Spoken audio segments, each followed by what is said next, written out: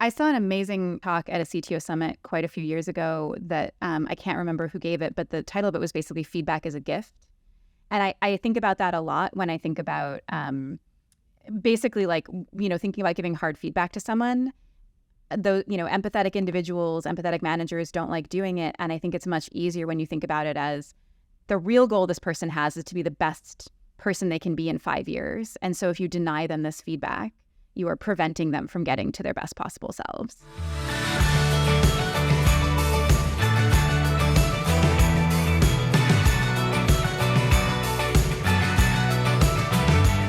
Hey everyone, today we are talking about performance management, but not only performance management, why it is more important now than ever and how to make it a priority and all things having to do with performance management in that regard. We get to chat with Kat Miller from Flatiron Health. Hey Kat, how you doing? Awesome. I'm so happy to be here. I'm really excited to talk to you about this particular topic. So before we get into it, for those that don't know Kat, she is currently the CTO of Flatiron Health. She leads an organization of over 400 technologists working to do something very near and dear to my heart as a cancer survivor, which many of you know. And she is reimagining the infrastructure of cancer care.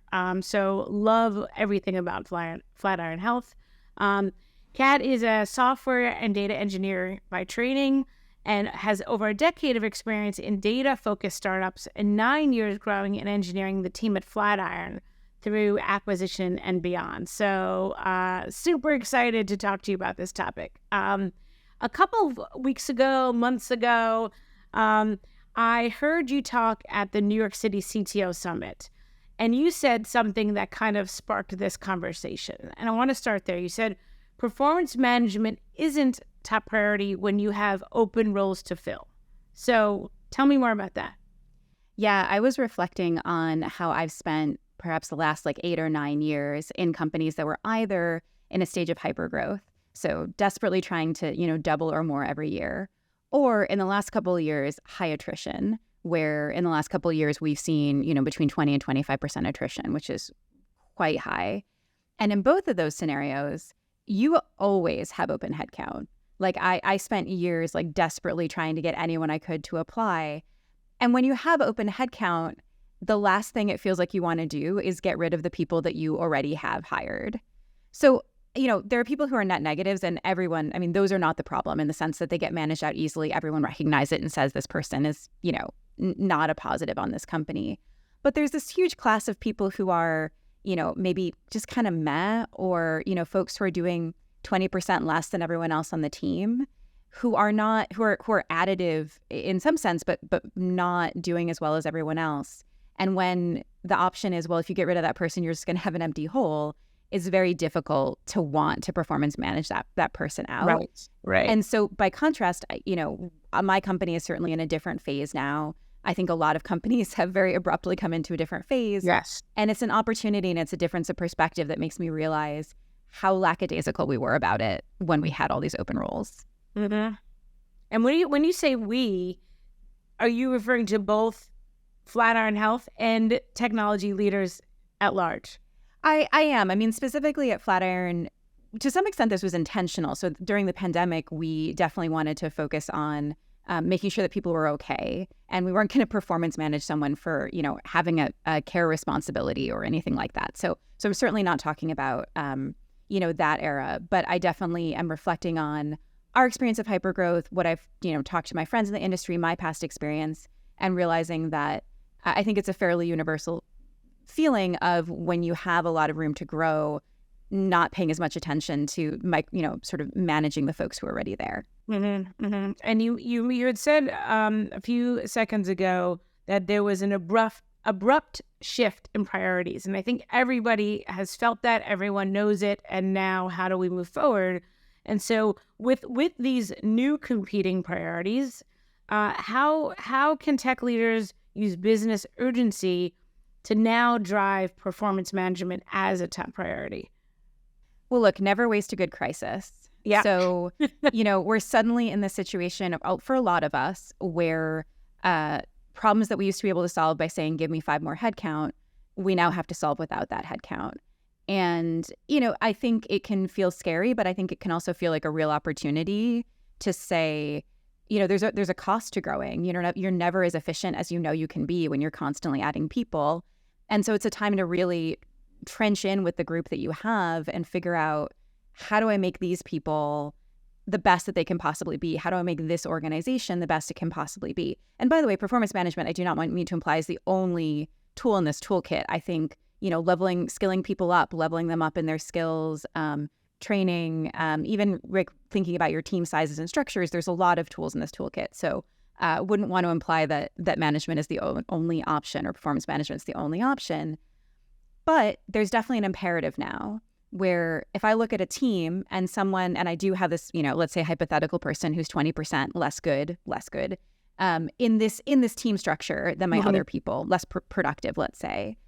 Now I genuinely have an opportunity to say, okay, if I didn't have that person and I hired another person, I would potentially be getting 20% more output. And that is now something that is visible at a business level. And so I think as technology leaders, we can actually take advantage of that business urgency to say, like, we need to get these teams to be more efficient. And one of the ways we can do it is making sure the quality of the individual on the team is correct.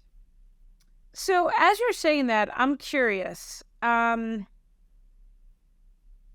You mentioned that this is a visible business priority, right? This meaning making sure that your team is as efficient and high performant as possible. Do you find that in addition to you as the CTO, identifying team performance as a priority, do you also find that your CFO, your CEO, your board, is everyone now more attuned to team efficiency, or are there certain executives that you believe, or do not, or does it depend? I'm just kind of wondering where else are people in the organization feeling this as much as us? Well, I guess I would say everyone in the organization is asking questions, okay, right? And I don't mean to say that those questions imply anything bad about the team, but I think in this kind of environment, everyone is asking, can you do more with less? And No. It's not, to be clear, just an engineering team either. They're asking the same thing of any other team in the organization, like, hey, is this the best you can do? Right. And I think the type of person kind of determines what level that questions are. So very, very much in the last couple of months, I get a lot of questions about, like, well, can't you just use LLMs to make yourself, 50% more efficient? And that's actually Right. a reasonable level of question from, a hypothetical CEO, right? Like, hey, technology is shifting. How can you use it to make your teams more efficient? I think the people who really know are the product managers and the product leaders. Like, Wow. just like a technology leader, an engineering manager knows when their product manager isn't, is like missing some stuff. Product leaders really know when their engineering team is delivering and when it's not. Yep. I love that. So I appreciate you diving into that a little bit. And so we've talked about performance management as a priority relative to other priorities and why it's very important now. Now, regardless of where a team or a tech leader prioritizes tackling performance management, which is not a one-time thing, it takes a lot of work over and over. So it is something that you kind of have to gain fluency in and gain comfort in. But regardless of the priority within the organization, what if someone, says, I'm not going to prioritize it. I'm not going to prioritize really kind of making a repeatable process. What are the risks to deprioritizing performance management at large? Yeah, I mean, I think that that's a legitimate choice. In some sense, it is the choice that we were blindly making in the past when we had open roles. I think there's two really obvious things that are somewhat related. I mean, one is just that your high performers will look around and see that the lower performers are staying, and even if they're getting feedback, that's not visible, right?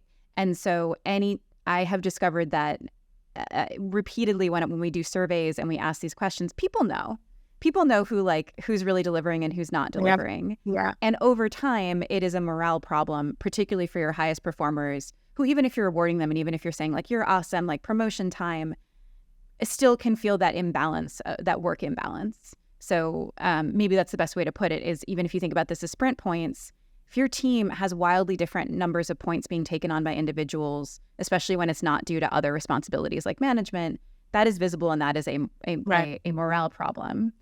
I think that's the obvious one. I think the maybe more difficult to think about one is if you have a team of, let's say, 5 and you have, a handful of maybe lower performers in it, that team is going to go slower than you feel like a team of 5 should.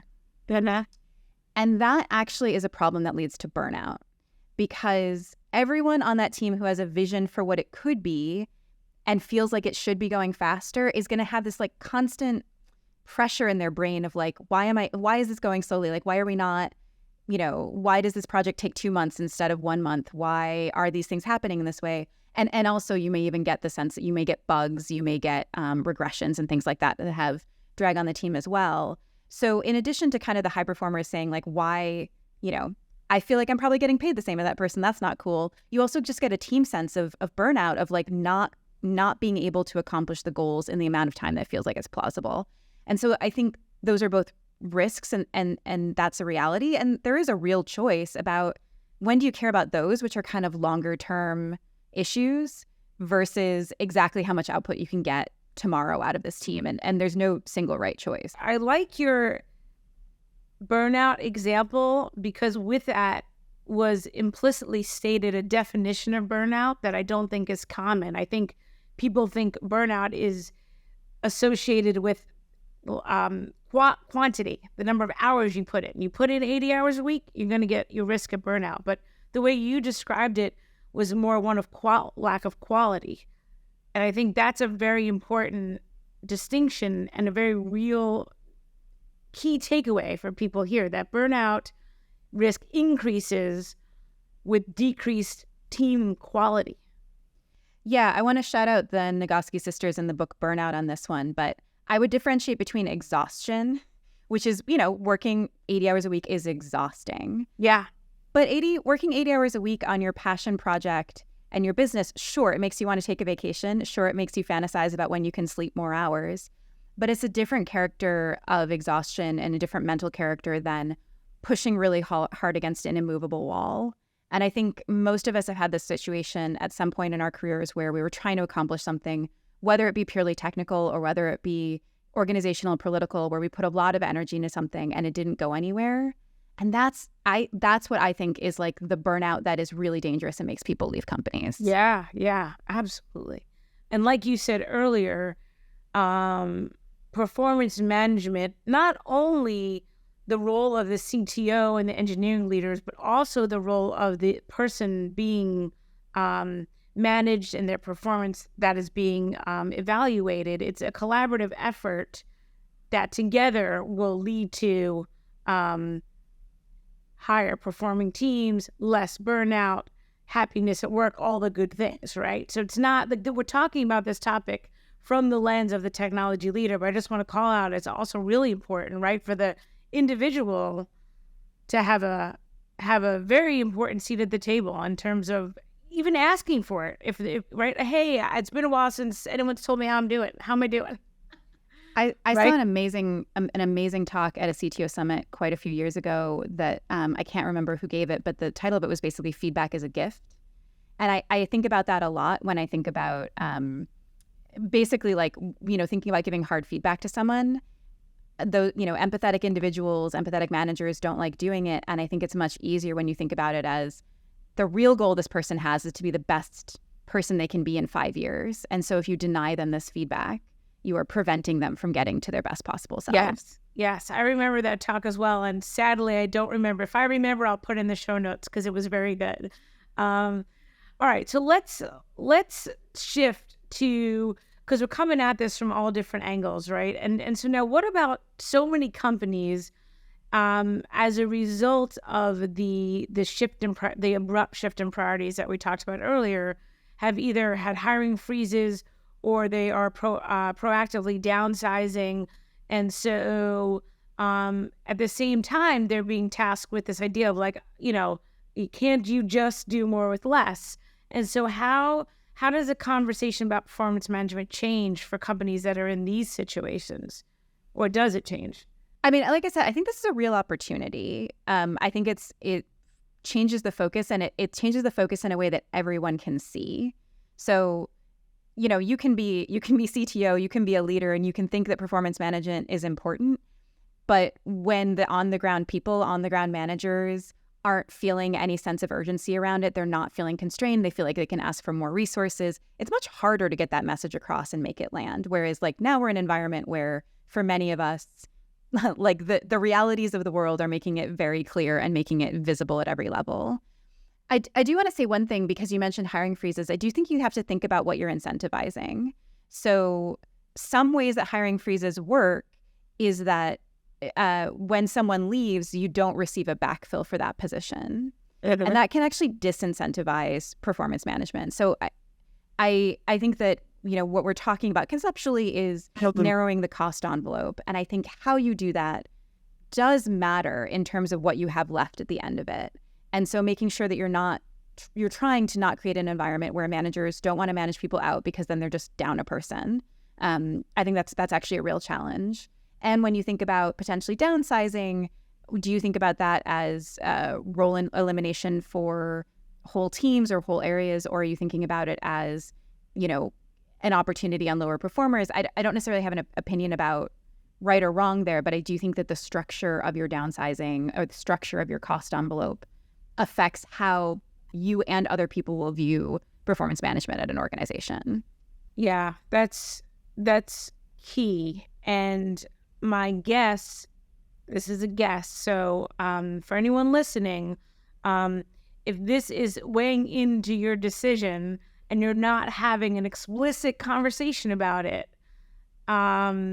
this is your prompt to do so, because my guess is that people are, that cost envelope, they are acting as if it is more static, when in reality there is dynamic opportunity within that if you have that right conversation, right? And so I think this is a really great call out for folks. Hey, if I'm thinking any employee is better than an empty seat right now, certainly I'm gonna treat my performance management through a different lens. And if I say, oh, would it be possible to have a conversation about what we really want for both of us is a high performing team that looks like this, right?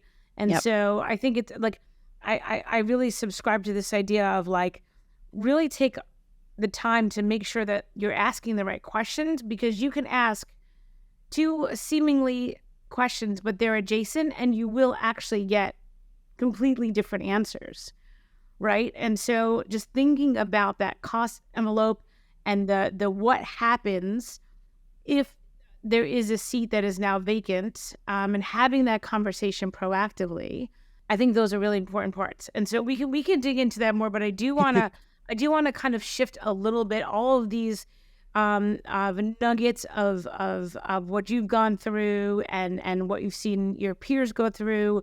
And what do you think has had the biggest impact on performance management that you've seen at your time at Flatiron Health?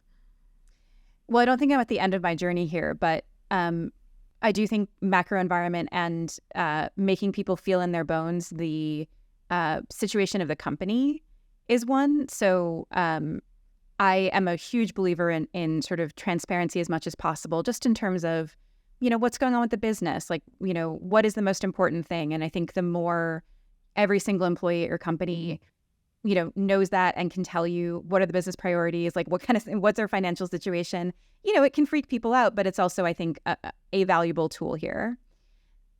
I definitely think that the biggest shifts happened when I just started talking about it, because I realized that neither I nor my predecessor CTOs, this hadn't been a focus for us, as I mentioned, for several years. And so even coming back and starting to talk about it with my VPs, with my directors, and saying, this is something that I'm going to start pushing. I need you to be thinking about this more proactively.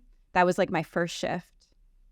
And I think my second shift is really asking pointed questions. So let's say you ask every manager in your organization, who's your lowest performer, or every director, who are your lowest 3 performers. Not to be clear because you are immediately going to do anything about it, or this is not making a list, right? This is pushing them to think about it. It's actually really, I've done this in various forms, and it's really interesting what comes back and what you learn and what the, your directors or your managers learn when they're forced to think about it, not as, and this is an important distinction, not as, do you have any low performers? But who is your lowest performer? Sometimes they will very reasonably be like, this is my lowest performer, but honestly, like, they're amazing and I would take 10 more of them. And if someone tells you that they would hire this person again in a heartbeat, like, that's a really good signal. But sometimes when you ask, like, do you have any low performers, you get a no, like, everyone's doing okay. And then if you ask who the, several lowest performers are and what their characteristics are, you get a very different answer and a very different conversation. So I found that to be very effective. I also mentioned sort of knowing that replacements are available. So, what's the timetable? What's the availability of, replacements on your team, I think is really important. I actually also want to say one thing. I feel like I've been a little almost pejorative about talking about low performers and high performers. I do want to call out that this is a relative thing and it's relative to the context they're in. So someone who is a low performer at Flatiron may be amazing in another company because of the balance of skill sets. So I just want to say when I'm talking about this, it's in a context of a team and not an absolute judgment on a human being in any way, shape, or form. Yeah, and I absolutely agree, and I appreciate you calling that out. And I do, and I love that you just did that thing with the two adjacent questions that we were just talking about, because do you have any low performers versus who are your lowest performers? And you will get a different answer, even though those questions seem to be very closely related.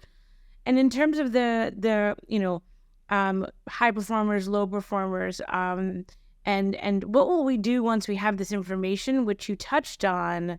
To me, at Stride, we have a culture of, we really subscribe to like right people, right seats. And so like I've seen it 10 years at Stride, like you take some same human being, different environment, could be even the same job with a different manager, could be a different job in the company. It could be different X, Y, and Z, right? It could be taking away some responsibility, adding some responsibility. And it's almost as if you're talking to a whole new human being. I totally agree. And I think one thing that's interesting about this is another tool that I've found helpful personally, and I think is helping folks in my organization, is really thinking about it from a business perspective. Like, people who are good managers are people who care about other human beings. And I would say at Flatiron, we very much have a culture of caring about other human beings, and I love it. But it can make it hard to think objectively about, hey, there's all these great things about this person, and they're not delivering the business value that you need to see out of this situation. So the more you can put it in terms of the business objectives and the outcomes, rather than sort of softer things about, how do they operate or, how do they work on a team, I think that helps to separate. I think separating the concerns of, are we doing well as, are we getting the performance we need as a business from, okay, but what are we going to do about it? Asking those as very separate questions makes it easier to put that emotional distance between the two of them. Absolutely. So I know we are almost at time, but I do want to end with, if you can share with us, one or two of the top mistakes and lessons learned that you've made, because you have been working on performance management, iterating on it, learning from it, talking publicly about this topic. And so all of these learnings, like you said, you're not done with your journey. More mistakes will be made, more learnings will be had, more successes will be had. But reflecting, what do you think one or two of the biggest lessons learned that you could share with us are? Yeah, I mean, I think I mentioned that I occaally have freaked people out by the way I talk about it. So I definitely remember a year ago I was mentioning that I think that there are teams that are 10x more productive than other teams, and that that was definitely something that provoked a lot of feelings, and not necessarily productive feelings, right? Like, I don't mind freaking people out to a positive end, but I don't think that that didn't like necessarily spark a productive conversation. Right. I mentioned earlier the issue of if you're performance managing at the same time that you are not allowing backfills. So in our case, a challenge is actually just rebalancing teams. So let's say I'm a manager and I have a team, and I'm worried not because of a financial envelope thing necessarily, but because we want to redistribute that resource somewhere else. If I lose a person, that person will be gone for good and my team will be permanently smaller. there's lots of ways that this can play out. But basically, I have definitely had the experience of managers not being incentivized, even as their, directors or their VPs are, to performance manage because they don't know what's going to happen on the other side of it. And whether that's real or uncertainty, like that uncertainty causes problems. And the last thing I would say is that I definitely, I came into this role just about a year ago, a little over a year ago. And I kind of woke up one morning in October and was like, oh, crap, we should really be talking about performance management because, perf is around the corner. We're doing performance reviews around the corner. And that was way too late. Like, as everyone knows, and, that is the worst time to do performance management is the performance review season. So really not having it front of mind soon enough is like just another mistake that I made, thinking that I could kind of make a push or make a cultural shift in like 2 months as we were doing performance reviews. Yeah, I've been working 25 years-ish, and it's embarrassing, but there are still times today when I do think about it too late in the cycle. And what am I going to learn? Yeah, 100%. Oh, what did the person do last week? Oh, wait, that's not right. We do like a summer cycle. We do like a very light summer cycle, and then our full cycle is in the winter. And what I find really useful about that is that the summer cycle forces me to get freaked out about what will happen in the winter cycle and like put in the work to make sure that we're having the right conversations to set ourselves up for a painless winter cycle. That's great. I like that. I like that a lot. So I know we could talk for hours, but sadly we're at time.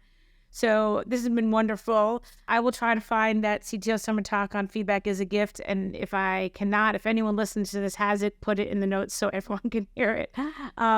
Kat, thank you so much. It's been a pleasure chatting with you. Thank you. It's been lovely.